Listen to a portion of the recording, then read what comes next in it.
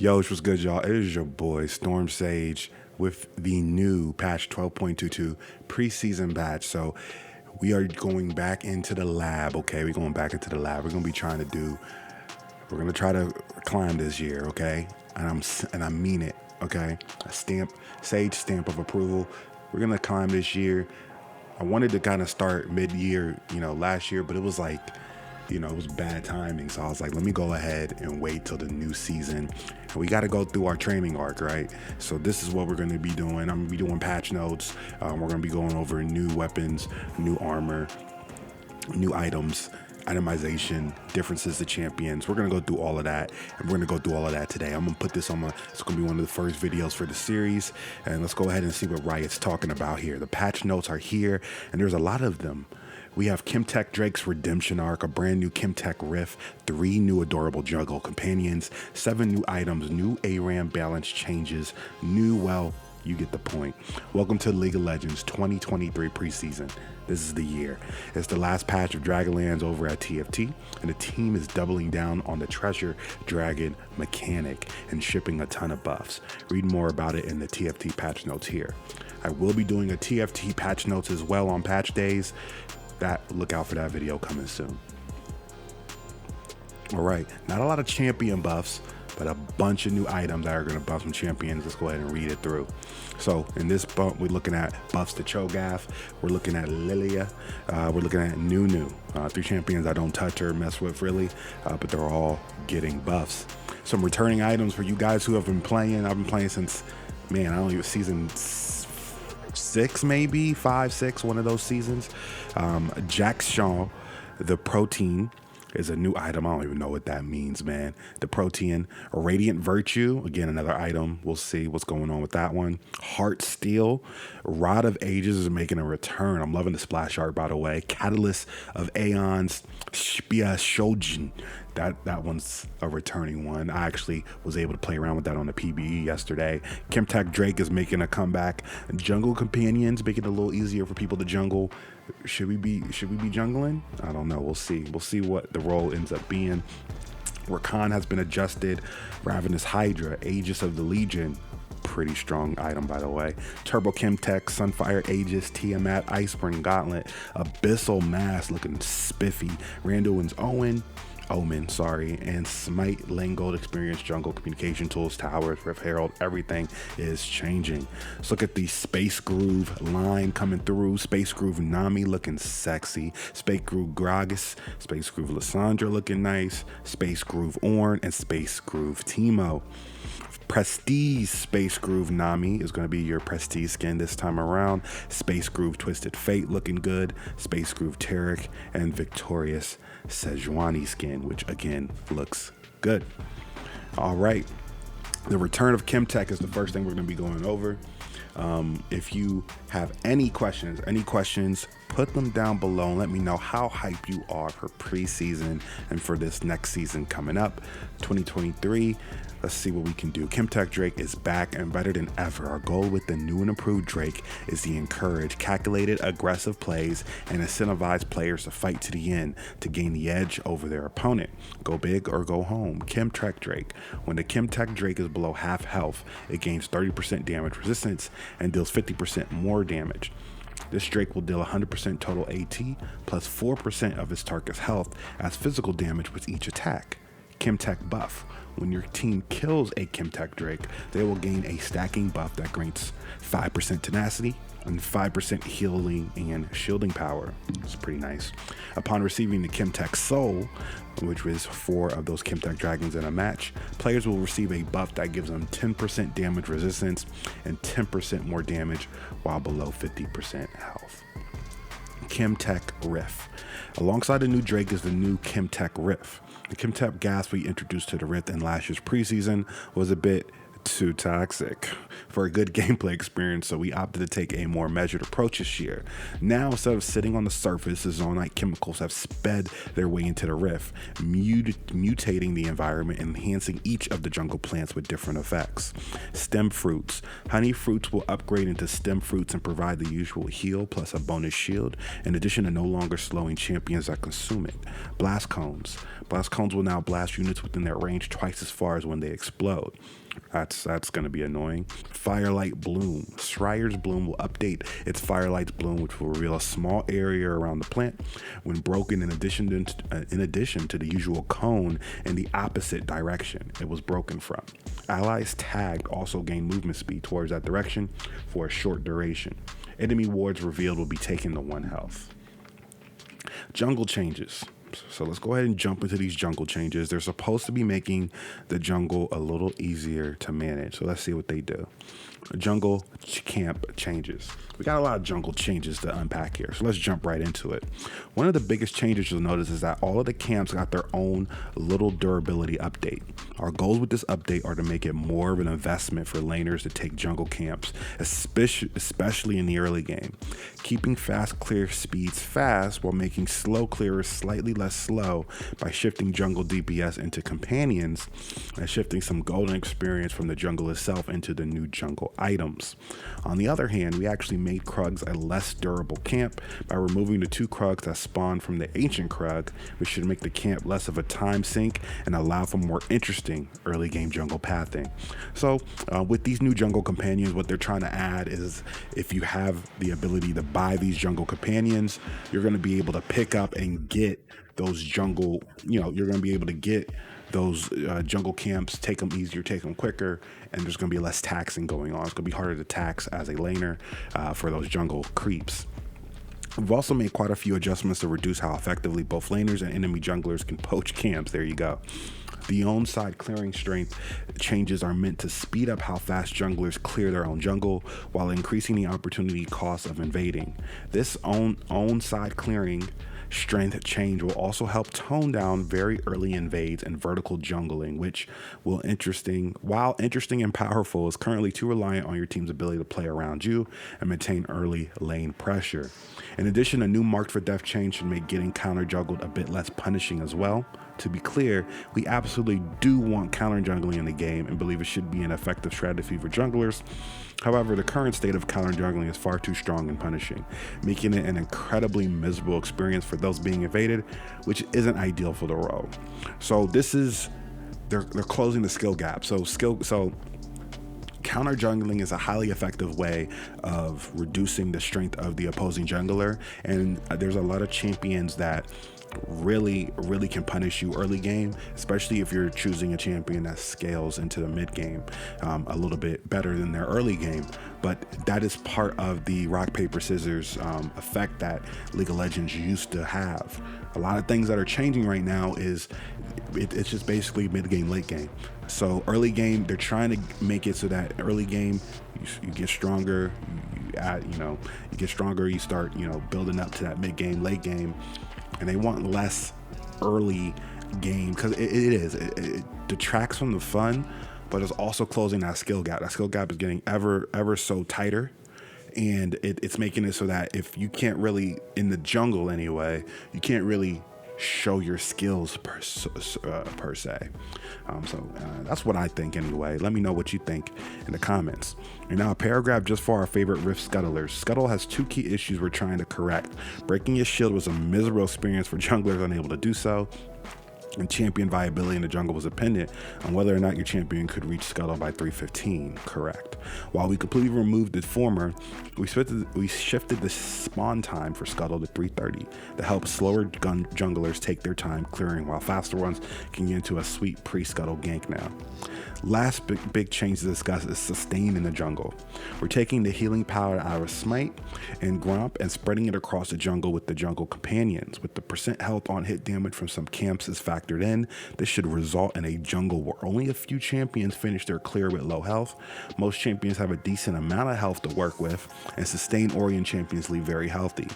After all, if every champion could heal like Warwick, there wouldn't be much value in Warwick's innate sustain. So again, they're making jungle easier to manage, less things to manage, and then they're trying to see if that's going to shift people into worrying about things that matter.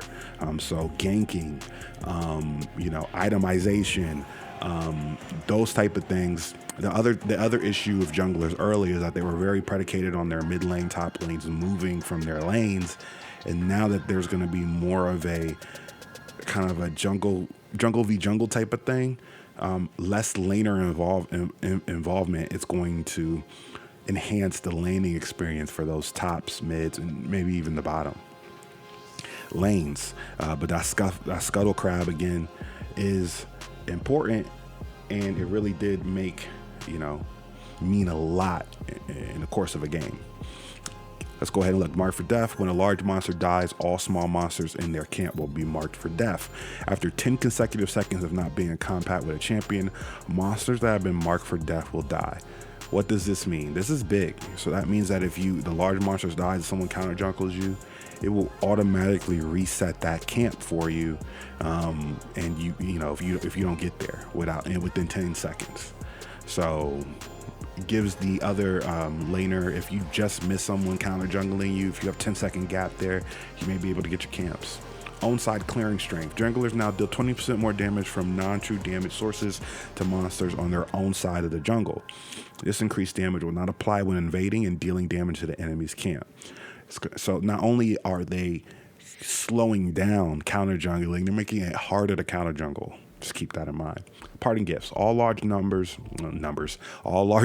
will now heal, health and restore mana upon takedown if you have a jungle companion. This heal mana restoration will take the form of a projectile that will be fired towards the champion that last hit the monsters after a 0.3 second delay.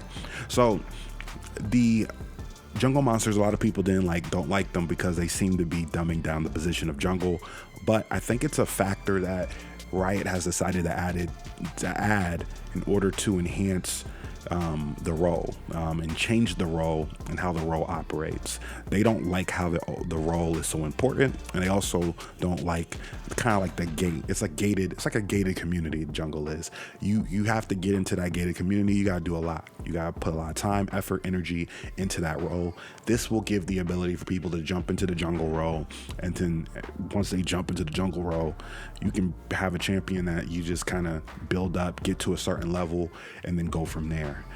They're trying to add the pool of champions. I don't think they need to add a larger pool of jungle champions, but they need to have the junglers kind of have their own meta game amongst themselves in order for laners to feel like laners. A lot of roaming has been changing over the last years that I've played. Roaming has been such a huge component of the game that junglers are a part of that, as well as mid lane, top lane, and in some respects bot lane have to kind of concede to that meta game.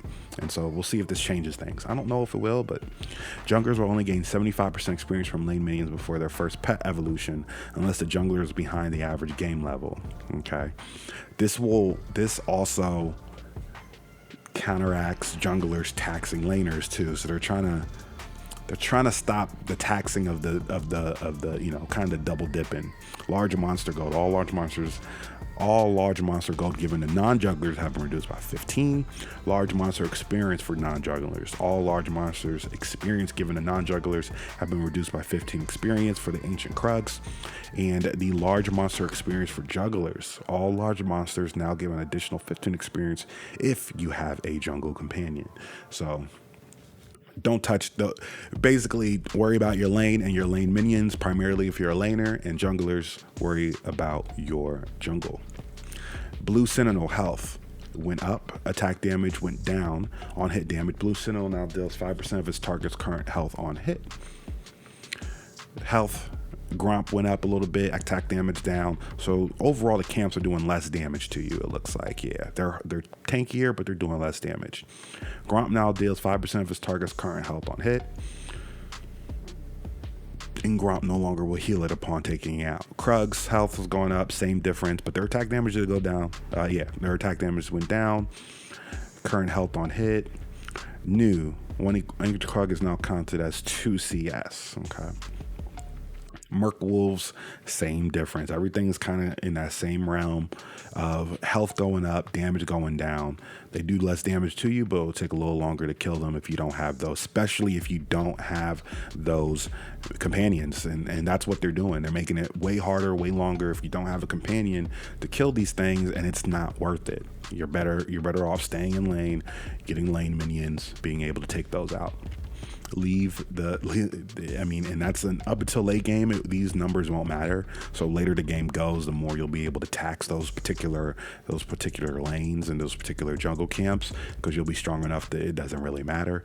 But early game, mid game, it's not worth it. And we'll see how that changes. That changes a lot, because a lot of times other champions will tax, go into the other jungle, tax if they're winning top lane, and it really doesn't make sense to do that anymore. Rift Scuttler spawn times, just that Rift Scuttler later spawn time, and now no longer a shield. So no longer any champions that don't CC won't have any of those issues. I'm looking at you, Shyvana. All right, and look, we have the companions, and they're making like cool little companions and how they evolve, kind of adding that TFT feel to the regular game. It's dangerous to go into the jungle alone, so take one of these jungle companions. Traditional jungle items will now be replaced by durable, feisty, and all-around wholesome companions. If you bring Smite, you'll have the option to purchase Moss Stomper, Scorch Claw, or Gust Walker in egg form at the beginning of the game. They'll grow and evolve as you progress in the game by getting stacks from monster and champion takedowns. So make sure to give them lots of treats, stacks, and love. In an effort to conserve the Rift ecosystem, we strongly recommend that our furry and scaly friends and Smite be kept in the jungle. Companion attacks. The companions will deal 20 and will attack at a rate of 1 attack per second. They will attack 2 more times and then stop. Players will heal their own owner for 70% of the above number every time they attack. Damaging a camp from a distance will cause companions to leap attack towards the camp, dealing the same amount of damage. Companion mana regeneration. Companions will provide their owners with an increase to mana regeneration as well. Jungle companions will evolve twice throughout the game by acquiring treats via the following methods. 1 treat per large monster. 1 bonus treat is stored every 60 seconds before reaching the companion's final evolution form.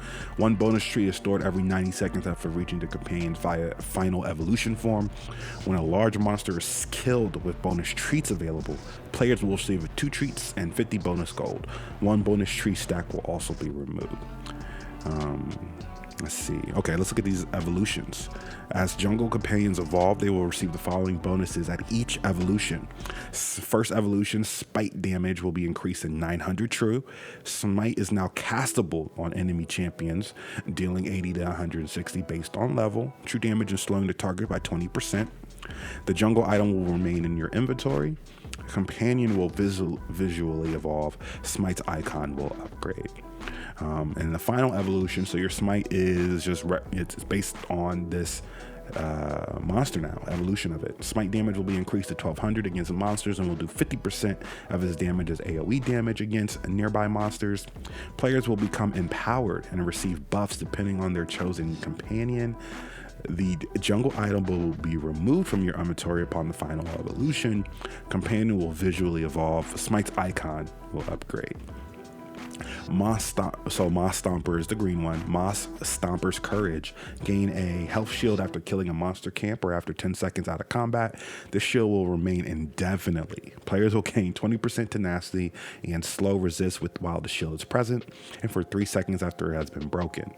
Take 30% reduced damage from monsters while at least 2 allies are within 1,300 units. So again, this is basically a shield. This is good for early game junglers that need protection in the jungle to kind of help them get away, or anything just before they're able to actually fight other people. I can see like Zed jungle taking Moss Stomper. They have extra shielding, especially if they're not hitting damage numbers.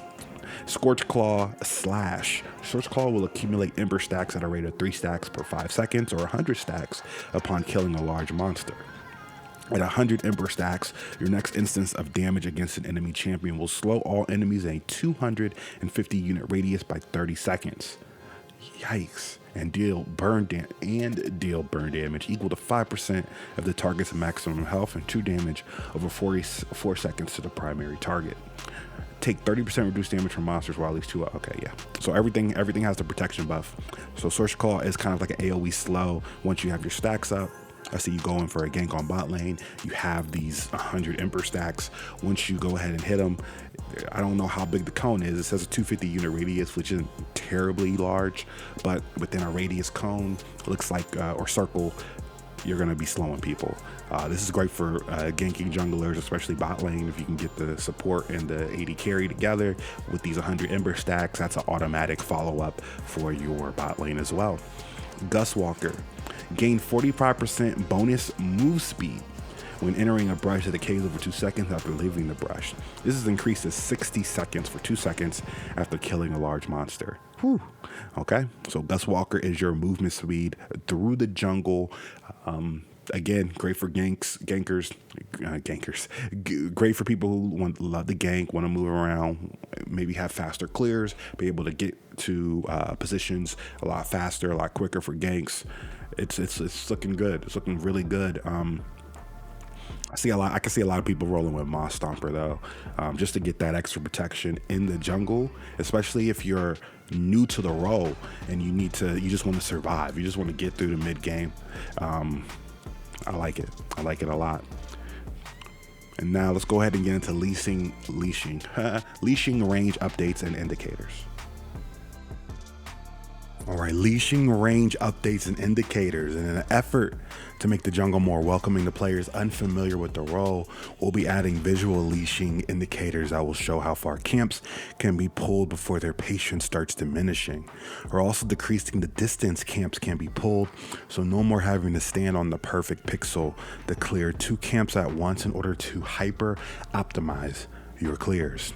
New soft resets. After losing all patience, instead of fully resetting, the monster will soft reset for 6 seconds. While soft resetting, the monster will path towards its camp center, regenerate 6% of its max health per second, and will ignore attackers outside of its leash range. Attacking a monster while the attacker is within its leash range will end the soft reset and restore some patience. After these 6 seconds have passed without the monster being attacked, the monster will hard reset and ignore all attackers, rapidly healing, the one we know now, and return to its original position. Soft versus hard. Reset speed. Monster will move more slowly while soft resetting and faster once they are hard reset.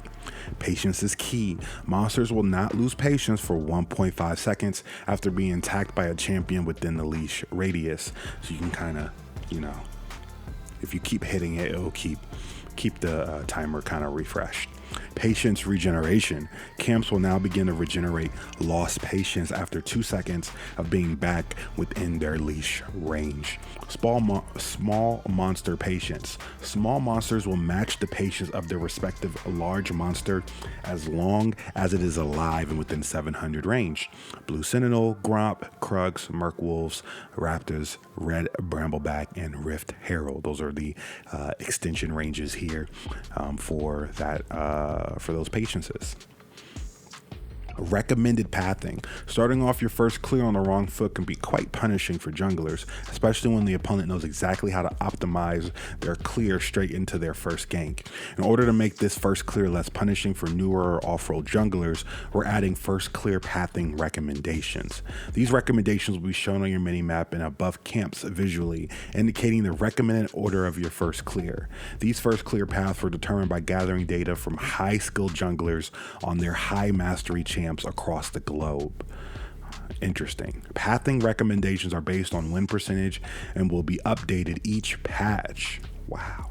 It's worth noting that your first clear order will always be situational depending on team comps and lane jungle matchups. This is not meant to replace the skills and knowledge needed to have an optimal first clear, but more so intended to help those less familiar with the role. Again, these are all what they're trying to do. Is right now, I would say 80% of a game is jungle, and the jungle differences in experience, champion pools, and also in this knowledge. And so again, I'm gonna keep harping on this throughout this whole thing. Skill gap wise, you are just closing the skill gap in jungle specifically in order to make it less impactful on the game. And so in this situation, it's going to tell you how to path, where to go, what to do. It's going to take some of the healing, some of the mitigation out of your hands into these companions, and it's going to give the person who's in that role a lot more comfortability in order to accomplish something in that role. Now, there is still some skill in there with ganking, knowledge of, prioritizing prioritizing monsters like dragons and different things like that, Rift Heralds. All of those things are still part of the decision making, but they're taking a lot of those things out of the user's hands. So interesting. We'll see how it actually impacts the games. And now there's new communication tools, as you can see right over here. These new communication tools give you a little bit access to more things to do. Expanded tactical wheel. League is a team game at its core. In order to better facilitate communication between teammates, we're doubling the number of pings available to players. The 8 pings on the wheel will now be as follows. Returning pings. Retreat, formerly danger, on my way, assist me, enemy missing. New pings, clockwise, push, all in, hold, bait. Vision wheel. We're also adding an entirely new ping wheel that focuses primarily on vision. Using this wheel can now indicate the following from left to right: vision cleared, enemy vision, need vision. Extra feature: the need vision ping will leave a small persistent indicator for a minute. This will avoid people spamming it or until a ward is placed nearby. You may only have one of these indicators active at any given time. Pinging again will replace your previous one. This is to discredit or to just stop spam pinging things. Like, basically, in order to get people's attention, you have to spam ping. In this situation, you can't spam ping. It's not going to help. And then if you do, it's going to leave something on the mini map for that person to eventually say, hey, I guess they want me to do something. Other pings. The caution ping, which exists outside of the ping wheel system, is staying the same. Okay, so yeah, caution. Be wary. Objective planning. Getting your team on board with taking an objective can be difficult, and having everyone ping simultaneously can get very confusing very quickly. I like how they worded that. Very confusing.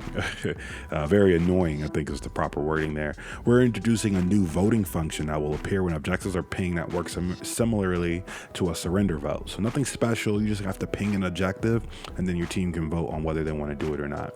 Now all players can vote and indicate whether or not they like to take or contest that objective. The jungler's vote will be counted as 2 votes, and a total of 4 votes for or against will be considered a line. Our hope is that this helps teams better plan around global objectives together, because sometimes the team call is better than the right call, and that's completely, and I like that. There's nothing wrong with this system. Voting system, I think, in a team game like this should have been implemented already, not just for when you want to maybe leave a game or quit a game, but also for things within the game.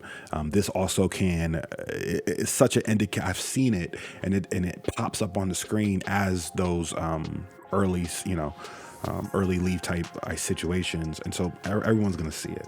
No one's not going to see it, and it'll at least get people's brains thinking about other things other than their lanes and CSing, because a lot of time that's what takes up the majority of a lot of laners' brain functioning is CSing and trying to CS effectively. Allied ward tracking. While there are currently ways to see how many wards you have out on the map, there isn't a quick way to check which wards are closest to expiring. We're introducing new ward visuals on the mini-map that will indicate when wards are close to expiring. Ally ward mini-map icons will now change appearance when they reach a third of their remaining duration. Enemy ward timers. It can be hard to keep track of every single ward that gets placed on the map, and even harder to successfully communicate that information to your teammates. Now, if you use a vision ping near an enemy ward that you've seen within the last 10 seconds, or just attack it, a perfectly accurate ward timer that is always visible to all teammates will appear until the ward is removed or expires. So, and I'll go over my thought processes before the items after we go over some things. Ability recommendations, suggested ability level ups. In a continuous effort to make League of Legends more welcoming to new players, we are adding in-game ability level up recommendations. These visual indicators will appear once you level up and highlight which ability is typically leveled by players at each level. This information will be updated with each patch so that you're all getting the latest and greatest information.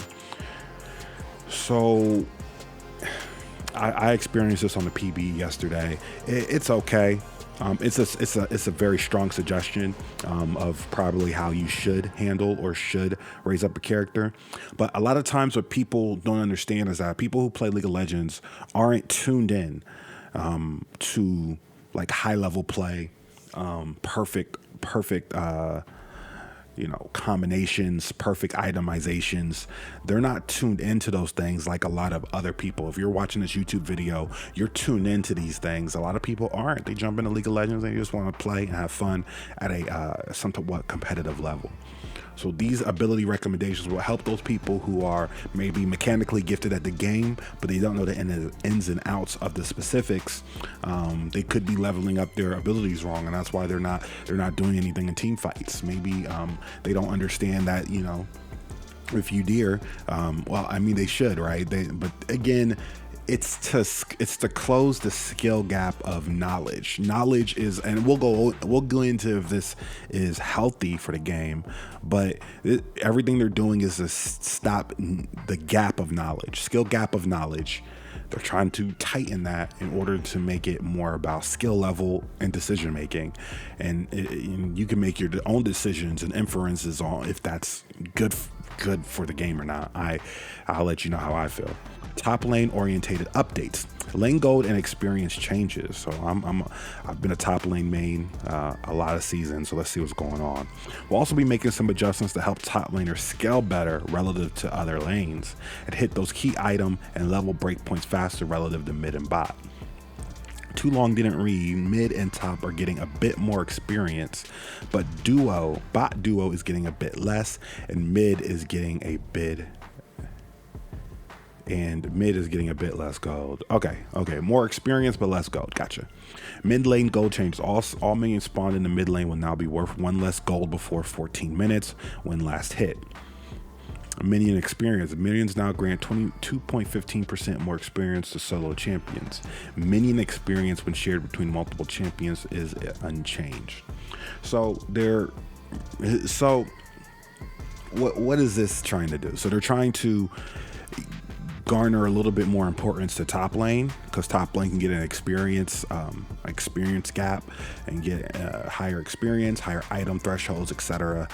Relative to the rest of the lanes and the rest of the game. There's a little bit more catch-up mechanic as well now, experience-wise, so you're not too far behind as a top laner if you get constantly ganked, constantly pressured. I think these are minimum. I think bot lane, just having 2 players down there, I think that's just always going to be an important lane. I think junglers are always going to prioritize that lane, unless if top laners are OP this patch with these new items. And here we go, new and updated items. Now, before I touch up on the new and updated items, I wanted to mention my thoughts. So these changes, as we've already talked about, are to close that skill gap for knowledge. Now you don't need to know as much about the game in order to, in a match specifically, do well. I think that it depends on why you play League of Legends. And League of Legends as a game type for me is fun because I can express myself on so many different champions, their lore, their just that fantasy, that battle fantasy, and go out there and dominate your opponent. One of the greatest feelings of League of Legends is to go out there and play well and dominate another person that you know is live on a keyboard, right? That's part of it. If y'all have been watching Blue Lock, League of Legends it's very similar to Blue Lock, whereas you're in this league and you call yourself a team player, but then you go and you destroy the other team and you just feel alive. You feel so good. And then on the other side of it doesn't feel great, right? So I think this will take some of that away, but I think that what they're trying to do is, without being in a room with them, right? I think they're trying to get it to a point where the game itself is the content, the game itself is the enjoyment, not the knowledge behind it, not all of these peripheral, like all of these different assets that you can use in game while the game's going on. You know, they're taking all of that away from some of these other, I think Overwolf is the name of the company that does that for you. They're like, hey, we're going to add this to our game since people are doing it anyway, right? People are doing that regardless of how much they know and what they do or don't know. And we're going to add it to the game, and we're going to make it so there's a level playing field across all people, so that knowledge doesn't dictate how well a team does or doesn't do. So I think that's what they're doing. We'll see if it works.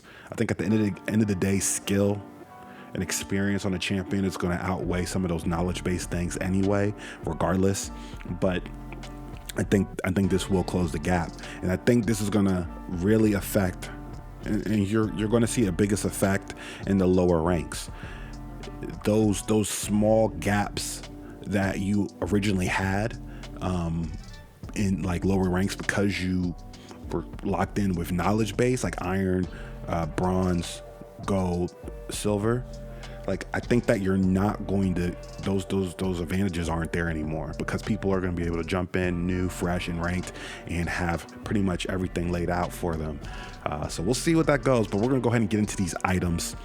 Thank you everyone on our podcast as well. Appreciate you locked in to these new preseason changes. When we introduce mythic items in the item update, we designed them to be the first item purchases that define the play style of your build. As we've seen all of you test hundreds of thousands of build variations, we revisit our mythic item philosophy and now believe that these items don't always have to be first item rushes. That is correct. Sometimes a legendary item better fits the item profile a champion is looking for, and given the wide breadth of champion playstyles in the game, believe there's no need to be overly restrictive. Correct. With the relaxed restriction on mythic items as a first purchase, we are revamping tank mythics without the presence of MLA, allowing them to focus less on damage farming and more on enabling the core tank fantasy for having tons of durability or crowd control, or both. To this end, we'll be introducing 3 new mythic tank items, as well as reworking Frostfire Gauntlet back to its former Frosty Glory, Iceborne Gauntlet. Turbo Chem Tank and Sunfire Cape will be moving to the legendary item space and have their effects simplified. Finally, we'll be making some smaller changes to a few other tank items to ensure they have the tools they need in this new world, including the return of an old friend for mages and tanks alike. Without further ado, let's dive into the items. So just before we get into this, this is exciting. Tank meta is going to be coming back a little bit, and what I've seen so far from the items is that you're going to be able to construct a better overall defensive repertoire for your tank champions to survive in top lane as well as survive in team fights, especially depending on the champion you have. One of the biggest issues with tanks and it still will be an issue, but is the ability to initiate and the ability to get to the spots you need within team fights in order to affect the fight effectively. And you will see as some of these changes, some of these updates are to lend themselves into having a more robust additions to and tools for tanks to use. So you'll see that coming up, because those previous tank items are strong, and now even though some of them are being kind of like nerfed a little bit, their functionalities stay. So the fact that you have Turbo Chem Tank for me, I do a Skarner top build, I can run one of these other tank items and have the ability of Turbo Chem Tank being able to speed up and get into positions and get to people for a Skarner is amazing. So we'll get into that. The first one looks like a Yi mask, a Jaxshaw, the Protean. Become an unkillable monstrosity over the course of a fight. Don't know what that means, but gold cost 3,000, health 400, armor 30, magic resist 30, ability haste 20. It's a build path of Aegis of the Legion, Killer Gem, and Ruby Crystal. Let's see what the passive is. Void Burn Resilience. For each second in champion combat, gain a stack, gaining 2 armor and MR. Nice. This is amazing. Up to 8 max. At max stacks, become empowered, instantly draining enemies around you for 3% of your max health. Already sounds like a Mordekaiser item. And increasing your resist by 10% until the end of combat. Grants all other legendary items 5 armor and 5 magic resist. This is a nice item. So this is almost like a fighter item. I feel like a tankier fighter item. You stay in the battle longer. The longer you can stay alive, stay in the battle, you're gonna start siphoning people. So that's instantly draining enemies around you with 3% of your max health. And the higher your health is, the more you're gonna be siphoning people. You're gonna be just in there, just being annoying. So that's cool. The Unspoken Parasite. This is the Ornn upgrade version. Okay, of Jackshot. Gotcha. Passive is identical to base version, so this is good for like Cho'Gath. You gotta think about it, like Cho'Gaths, late game Cho'Gaths are gonna, late game Cho'Gaths, Ornn. You're thinking of people who are already annoying, man. I could think of Kayn. If you're doing like a tank top Kayn build, that's gonna be annoying here, because it comes with ability haste. Item's going to be nice. Radiant Virtue. Become a shining light and lead the charge as a beacon of hope for your allies. Gold cost 3,000, health 400, armor, magic resist, ability haste. Same thing. Let's see what the passive is. Upon casting your ultimate, you transcend. Okay, let's think about ultimate specific champions. Increasing your health, your max health by 10% for 9 seconds. While transcended, you and allies within 1200 range of you gain 15 non-ultimate ability haste and heal for 1% of your max health every 3 seconds. Increased by up to 100% based on that champion's mixing health. Grant all other legendary items 100 health. This is wow. So this is upon your cast of ultimate. Think about certain champions that I will work on. Automatically, I'm thinking Shen. You ultimate. This takes away you having the Shen having the build. What is it called, man? Not Radiant. Well, the support item for his extra shielding, and I've seen Shen's build those support items in order to get an extra huge shield on his ult. This deters you from, you don't have to do that. You can go a regular build with Shen and just get Radiant Virtue, and then all your ults now, you're giving your bot lane ability haste, and they heal too. You can turn the tide of a battle 100%. Just pretty ridiculous. And then this one will also be getting a Ornn upgraded Primordial Dawn. Other people, these are going to be for, I'm trying to think of some tank champions where their ultimates are more of a, Mumu. This would be good for Mumu, but again, you got to think jungle too. So, Heart Steel. Grow into a Goliath that towers over foes and pummels the opposition. Gold cost 3,200, health 800. So this one is the highest of the health wise. Health regen 200%. That is maddening. Ability haste, Kindle Gem, Crystalline Bracer, and Giant's Belt. Colossal Consumption is the passive. Charge up a powerful attack against a champion over 3 seconds while within 700 range of them.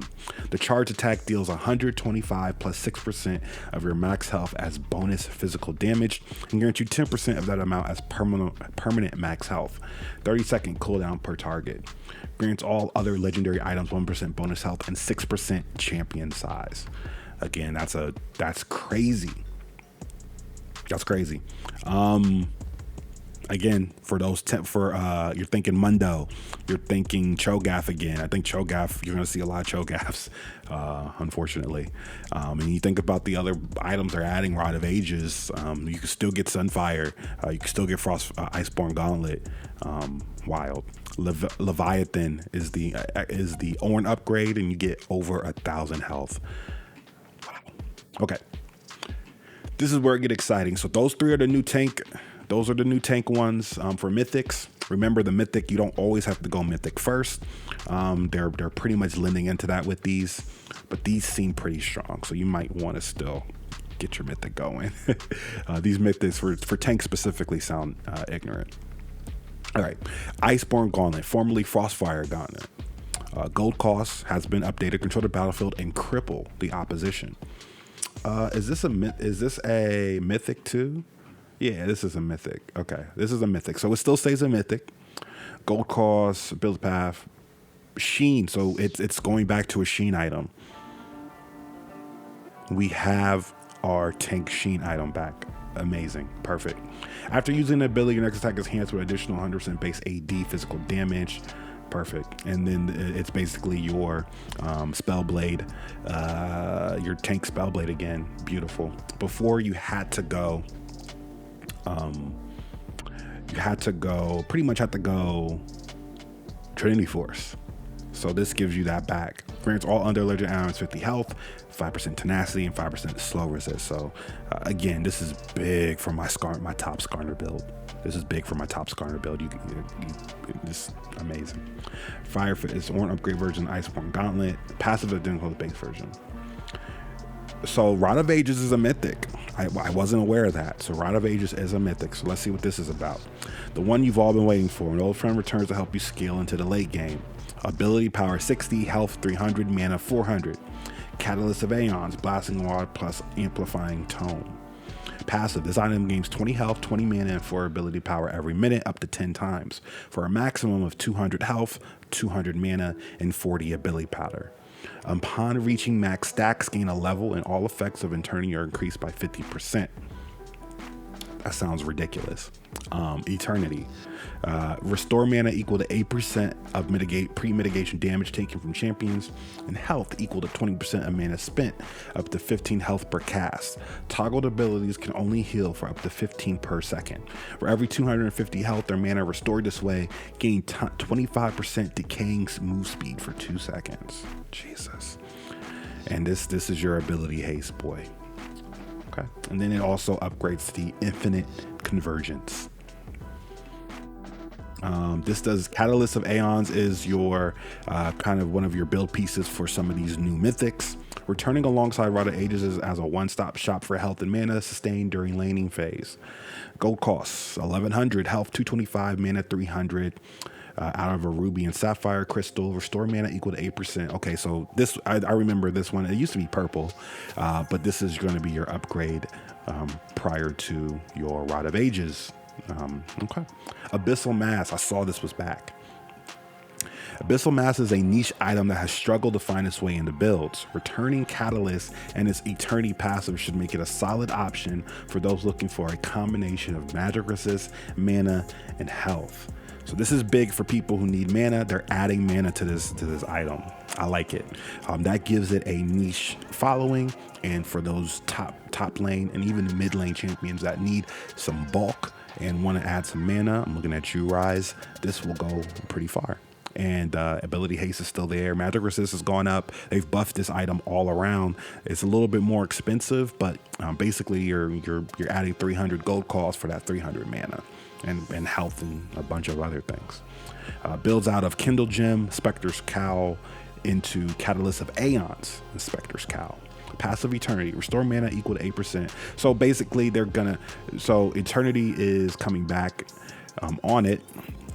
So you don't want to put Eternity, so unique passive is Eternity. Rod of Ages and Abyssal Mass. Unfortunately, Eternity won't double stack on those two items. You can still build them because there is a secondary passive on Abyssal.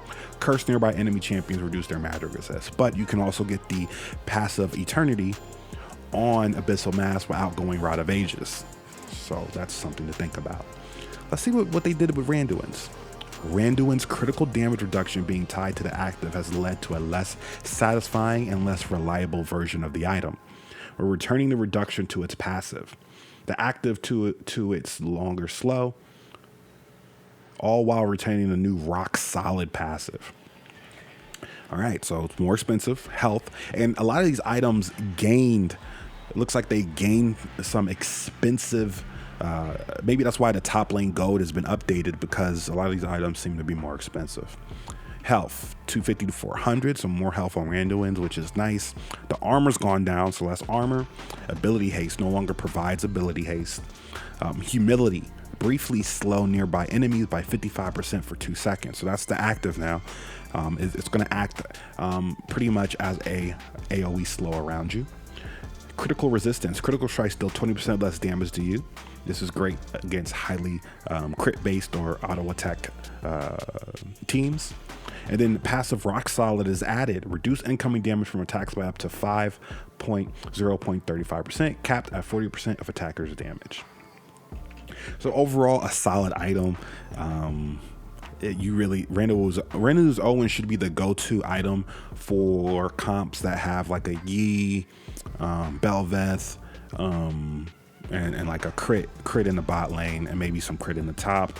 But to be honest, if your jungler and the bot lane are both critically striking or you building crit items, it's a good item that everyone should get, but people weren't. So Sunfire Aegis. While it's no longer a mythic item, Sunfire is still your go-to option for wave clear and sustain damage as a tank.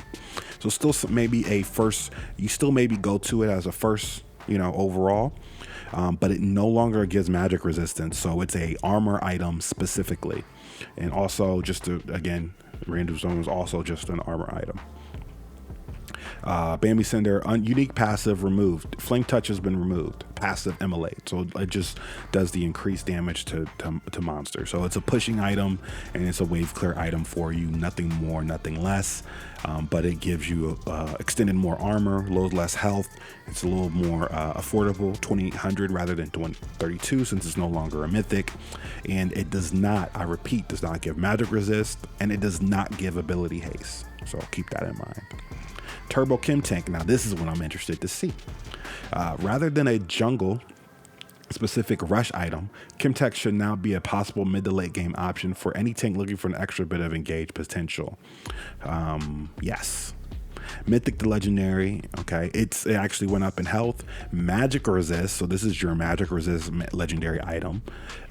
Armor to 0, so no armor, doesn't provide any of those stats for armor, and the ability haste has gone down.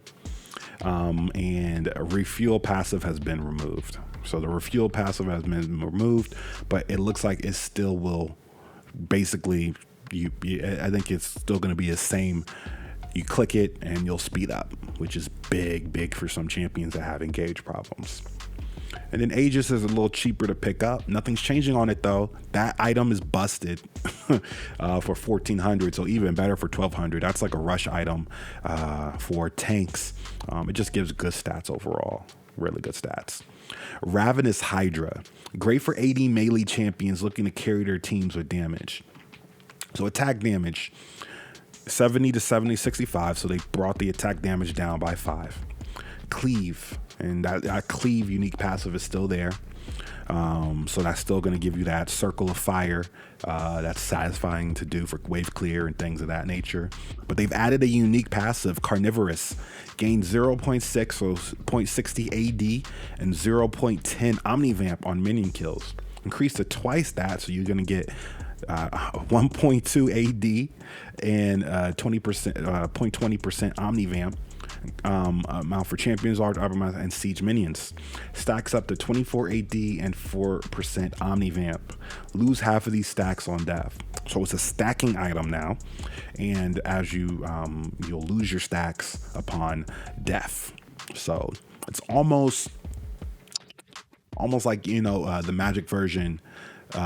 Magic stacking version, it's almost like that now. So it's kind of giving AD that ability to really snowball a lead if you get this item. I didn't see it doesn't look like the price has gone down, so that's good too. And it looks like Tiamat Cleave's damage will be adjusted for Tiamat. Spear of Shojin is back. Welcome the AD caster you've always wanted to be. Become the AD caster you've always wanted to be. Gold cost, this is an expensive item, by the way, y'all. 3,400 gold cost. So you're going to need a lot of money to get this bad boy. That's like Trinity Force levels. Attack damage is 65, health is 300, ability haste is 20. The unique passive is Dragon Force. Non-ultimate smells gain an 8 plus 8% bonus AD ability haste for melee champions, 6 plus 6% bonus AD ability haste for rage champions. So you get a little bit more distance of this one with a melee champion. Reduced to 4% bonus AD ability haste for melee champions, 3% bonus AD for ranged spells with immobilizing effects. So if you have a spell that doesn't, so basically it lends to AD casting, but if the spell actually does any type of, stop, slow, stun, knock up, it's going to be a little bit slower to come back. Unique passive exigency. I'm saying that wrong, I'm sure. Gain up to 50% dash 10% ranged move speed based on your percent missing health, maxed out while below 30% health. So it's also going to give you a little bit of movement speed as well, depending on how low you are of health. This is going to be crazy for Kane, Aatrox, any of those champions. Viego, I can see Viego really taking. There's a lot of champions that get their abilities back quicker to their AD casting, but if you can get it back quicker, hopefully they do something with that. Navori Quick Blades, which is one of the most underused items, I think, in the game, by the way. Navari's was a bit too niche of an item in its previous form, resulting in it often being skipped over. We're adjusting it so that it competes with Infinity Edge as a build-defining item, trading DPS for stronger spells and lower cooldowns. Note this item cannot be built with Ginsu's Razor Blade or Infinity Edge. So what they've done, and which I'm so excited to try out some builds with this item, is they've made it stronger, and they're gonna make it up basically in an Infinity Edge capper. They wanted to add something else to cap off other items. And I think Navori Quick Blade is perfect for some champions, and it's going to add some great build paths for like Lucian. I think that Samira is going to really like this item. People who have these spells that do damage, and they need those spells back to do more damage. Auto attack centered champions. This is going to be great. I feel like for maybe like a Varus, etc. This is big. This is big. Ability haste has gone down a little bit. Transcendence. If you have at least 60% critical strike chance, your attacks reduce your non-ultimate ability cooldowns by 15%. That's huge. That's crazy. That's crazy right there. But you have to at least have 60% critical strike chance. Unique passive and imperance. Your abilities deal up to 20% increased damage based on critical strike chance. So again, you can get up to 20%. You want to try to get 100% crit, of course, but now your abilities deal more damage. Again, Lucian, and I'm looking at you, Lucian. We're looking at just anybody with those abilities, not just auto attacks, but abilities. This is going to be a nice item, and it might, in certain champions, it's going to overreach Infinity Edge, and still on certain champions, Rage Blade is going to be better. Small amount of champion changes. Cho'Gath R damage increased, with the increased damage coming to Smite. This patch for buffing up Cho'Gath's Feast execute damage in order to keep it competitive with Smite. Don't let Cho near your barons. There you go. Feast is 1,000 plus 50% AP, 10% bonus HP, all the way up to 1,200 with the same factors. So that's 200 just free for Feast. Lilia, change from range to melee. Interesting. Base health decrease, health growth decrease, passive healing versus champions increase. Changing Lilia to a melee champion to be more intuitive with how she attacks. We expect this to be a slight buff to her, so we're preemptively nerfing her passive. That's going to be interesting. I think that's going to be big for Lilia. She's going to take advantage of some of the melee buff for some items she's going to be working with. Let's see how that works. I mean, she's already pretty niche and strong in the right hand, so we'll see. Nunu and Willup. Q damage to non-champions increased. In a similar change to Cho'Gath, our goal is to keep Nunu and Willup's consume damage competitive with Smite, so we're upping its damage. So consume will be doing more to non-champions. So the damage to champions is the same, but to, basically jungle camps, etc. It's going to be the 60 early game buff. That's wild. Late game, you're looking at close to 220 for late game buff. Rakan, change from range to melee, another big thing. Changing Rakan to a melee champion so that his attacks are more in line with player expectations. Summoner Smite. Updating Smite's damage to correspond to the amount of stacks your jungle companion has accumulated throughout the game. So again, it's going to be based off of the companion, less on Smite itself. Smite, Challenging Smite, Chilling Smite, Smite, Unleash Smite, and Primal Smite are the new names for the ones that you're going to be updating. Turret adjustments. Gold is going up for knocking off turret playing. Again, incentives to stay your butt in lane. I'm talking to you, Katarinas in mid. Stay your butt in lane. Armor and MR per turret plate has gone up though, so a little bit more it will take to crack them down. And we're not going to go into huge the area imbalance adjustments. ARAM is being changed altogether. They're basically just trying to make it a little easier for some champions. A lot more tenacity, energy regeneration for a lot of champions within ARAM. I'm waiting for them to get serious about ARAM, to maybe try to create a league for it. A ranked ARAM is what I'm looking for. I don't see that happening. I didn't see that in any other things here. But ARAM is a fun way of jumping in, getting your fingers feeling good, and understanding team fighting. If you're a new player, I suggest ARAM because it helps you with team fighting and getting comfortable with understanding how team fights flow. It's good in that sense. It's a little harder though. I think ARAM sets up people in the wrong way, that team fights are a lot easier to initiate in ARAM because of the how closed in everything is. In a real game, it's actually harder to initiate fights effectively. So just keep that in mind if you're a newer player listening to this. Champion based stat cleanup. We're updating some champion based stats to make their numbers a bit more clean. A bunch of round to the nearest ones. All unimportant things. Behavioral systems.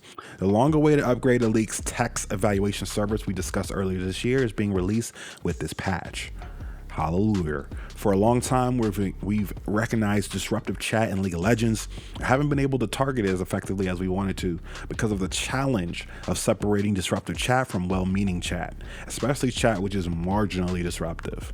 With our new system, we can more effectively identify the nuance between more egregious chat and less severe but still inappropriate chat. With these improvements, we are expecting an increase of disruptive chat detections of over 20 times.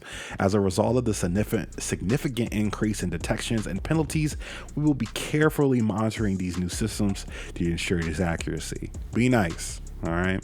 Don't type it. Type it and then X out of it, okay? If it makes you feel better, I tell people that all the time. If it makes you feel better, type it, but just don't hit send. Penalty ladders will be upgraded accordingly to match the new severity tiers we can detect. Players who are chat restricted would no longer be able to send any messages to other players in game. DMs will still be available. When adding party members using the plus button, recently honored and matched players are included. Competitive. AFK surrender time updates. Currently, if a player is AFK after the time the remake window passes, you need to wait until 10 minutes before your team is allowed to call for a unanimous early surrender. In line with our previous updates to the remake system, we want to give teams the agency to end the game when competitive integrity has been impacted. No more dead zone. Teams have the option to call a unanimous early surrender vote if an AFK player is detected on their team between 10 and 15, and now it's 3:30 and 15. So what does that mean? It means that get your butt in these games, okay? But that will save a bunch of time for a lot of teams that end up with those people who can connect, AFKers, etc. You are going to be able to get out of those games a lot quicker, a lot more effectively, with hopefully minimum impact. Champ select anomaly. As we discussed in this article, we think the best version of the league is not one where you metagame based on the players in your lobby. We also want to avoid using someone else's win or loss streak playing a different champion to force a dodge, or pressure others to dodge, when your setup doesn't meet the perfect conditions. And ranked solo duo champion select. All summoner names that aren't yours or your duo partners will be replaced by ally 1 through 5. What does this mean? So what this means is that these games are, there is no way for you to know who these people are in these games. And this is a good and bad thing. A good thing is that people aren't going to be able to preconceive certain people based on their champions, based on their names, based on their win-loss records, etc. until they're already in the game and they can't really leave, right? Not really much to do. The bad thing is you won't be able to tell if you had a teammate from the last game. What you're going to want to do now is wait 5 to 10 minutes before you go into your next game. If you had like a feeder, like a dude who just fed his butt off, just wait until the next game. Okay, that's going to be what you have to do in order to avoid running into these same players over and over again. I understand there is some level to that, but that is what you're going to have to do. Whether someone is or isn't game or remake updates, whether someone is or isn't connected to the game or pressing buttons on their mouse and keyboard, if they're doing nothing but standing in the fountain, then they aren't playing the game. At the end of the day, this is what we want to protect against with the remake system. Before 3 minutes, if a player's in the fountain for 90 continuous seconds, their team is able to initiate a remake. At 45 seconds, a player will receive a chat message telling them they need to leave the fountain. At 70 seconds, they will receive a pop-up message telling them they need to leave the fountain. I don't know if this is going to do much. Hopefully this is to stop not people from griefing games, right? But this will help with people who get into games and just don't play because something happened. Maybe their champion got taken or whatever the case may be, so we can remake. What this won't stop is people who grief their team purposely and then stand in the fountain and do nothing. This won't stop them from doing that. Eternal Series 2.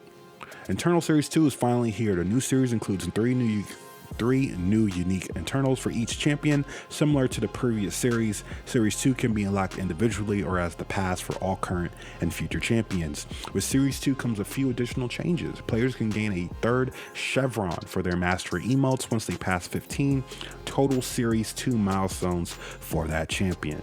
Milestone requirements for all series, including Starter Series and Series 1, have also been adjusted so that you can reach personal best scores even faster. See our Eternal Series 2 launch. FAQ for additional details when it goes live on November 16th. Mythic content. Mythic shop rotations will have 2 unvaulted Prestige skins and Mythic Kronas now available. Prestige Star Guardian Nico, Prestige Conqueror Jax, Mythic Chroma Galaxy Slayer Zed. Leaving the Mythic shop is the Bewitching Miss Fortune, Coven LeBlanc, and Mythic Chroma High Noon Senna. The Summers of Rift rank season ended on November 14th, so hopefully you all reached your rank goals, and if not, I did not. Better luck next year. End of season rank rewards will be distributed to all players by December 14th. More details can be found at the player support page. On a similar note, last patch was also your last chance to make progress on your 2022 seasonal challenges, so we hope you hit those goals. And a bunch of bug fixes and quality of life changes. There's a lot of them.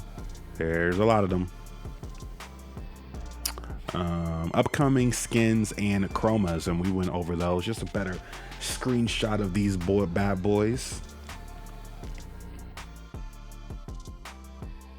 In the Prestige Space Groove, Nami looks beautiful, and that Victoria Sejuani skin is amazing as well.